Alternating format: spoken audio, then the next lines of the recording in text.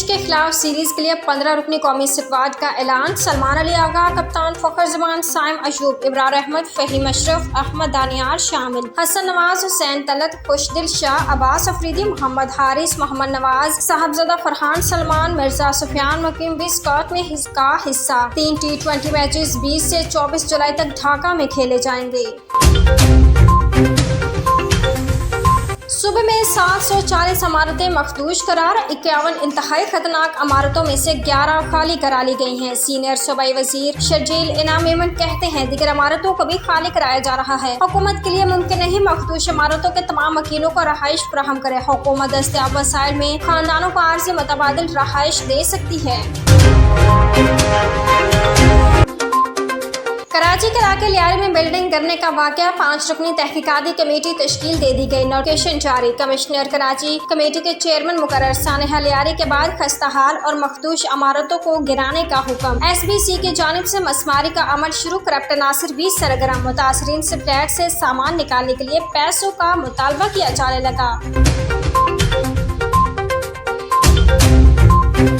KP हुकूमत के खिलाफ अदम एतमाद, आजाद उम्मीदवारों की अहमद बढ़ गई। खैबर पख्तूनख्वा हुकूमत पर खतरात के बादल मंडलाने लगे। अली अमीन की जानिब से तलब करदा आजाद अराकीन का इजलास ताहाल न हो सका। 35 आजाद अराकीन को 4 जुलाई को वज़ीर आला हाउस तलब किया गया था। आधे से ज्यादा अराकीन का वज़ीर आला हाउस से मुलाकात से गुरेज। अक्सर आजादार अराकीन नए बनने वाले व्हाट्सएप ग्रुप से भी निकल गए।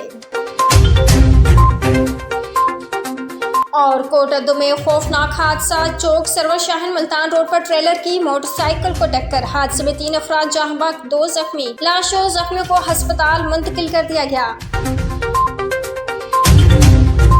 अमेरिका और इसराइल का तबाहशुदा रफा पर नई इंसानी बस्ती बनाने का प्लान। फलस्तीनियों को उनके मुल्क से बेदखल किया जाएगा। दूसरे ममालिक ले जाकर बसाया जाएगा। ह्यूमैनिटेरियन ट्रांजिट एरियाज बनाने का भी प्लान। अमेरिकी सदर ट्रंप और नेतन्याहू की मुलाकात। नेतन्याहू ने कहा फलस्तीन को कभी कबूल नहीं करेंगे। ट्रंप ने कहा ईरान की तनसीबात को मुकम्मल तबाह कर दिया। मोबाइल इस्तेमाल किए जो आज तक दुनिया ने नहीं देखे। इसराइल और अमेरिका को बड़ी फतेह मिली। ईरान में रजीम चेंज का फैसला वहाँ के अवाम करेंगे। इसराइल गजा के 75% ज़ेर कब्जा इलाके को खाली करने के लिए आमादा। कल के बाद गजा हमास के बगैर होगा। इसराइल के वज़ीर दफा इसका बड़ा दावा। कहा कि गजा के बाकी 25% इलाकों में फौजी कार्रवाई जारी रखना न सिर्फ गैर जरूरी है बल्कि यरगमालियों की जिंदगियों को भी शदीद खतरे में डाल सकता है। आने वाले दिनों में हमास के साथ एक 60 दिन की जंगबंदी पर इत्तफाक मुमकिन है जिसके तहत जिंदा यरगमालियों की रहाई और हलाक यरगमालियों में से निस्फ की मैयतों की वापसी शामिल हो सकती है। गजा में सहयोनी दहशतगर्दी जारी। इसराइली नस्ल कशीर जाहिरियत में गुज़श्ता रोज मजीद 7 फलस्तीनी शहीद। सुबह से जारी हमलों में मजीद 13 फलस्तीनी जान से गए। दर्जनों जख्मी। कतर में हमास और इसराइल के दरमियान गजा में जंगबंदी के लिए बिलवास्ता मुज़ाकरात का तीसरा दौर शुरू।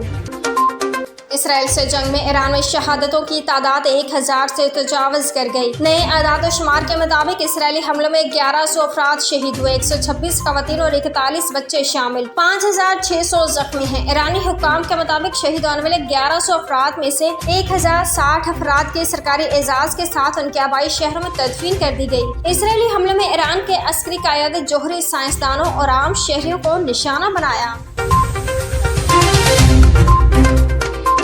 अफगानिस्तान को तन्हा न छोड़े। देर पा अमन के लिए अमली इक़दाम ही वाहिद रास्ता है। पाकिस्तान के मुस्तकिल मंदूब आसिम इफ्तिखार का आलमी बरादरी पर जोर। UN जनरल असम्बली में मुबाहिसा से खिताब में कहा अफगान सरजमीन पाकिस्तान के खिलाफ इस्तेमाल हो रही है। अफगानिस्तान से जन्म लेने वाली दहशतगर्दी हमारे लिए खतरा है। यकीनी बनाना होगा कि अफगानिस्तान एक बार फिर दहशतगर्दों की महफूज पनाहगाह न बने। अलकायदा, फितनल खवारिज, TTP और बलोच शिद्दत पसंद अफगानिस्तान से बदस्तूर सरगर्म है। कलदम TTP अफगान सरजमीन से पाकिस्तान की कौमी सलामती के लिए बराह रास्त खतरा है।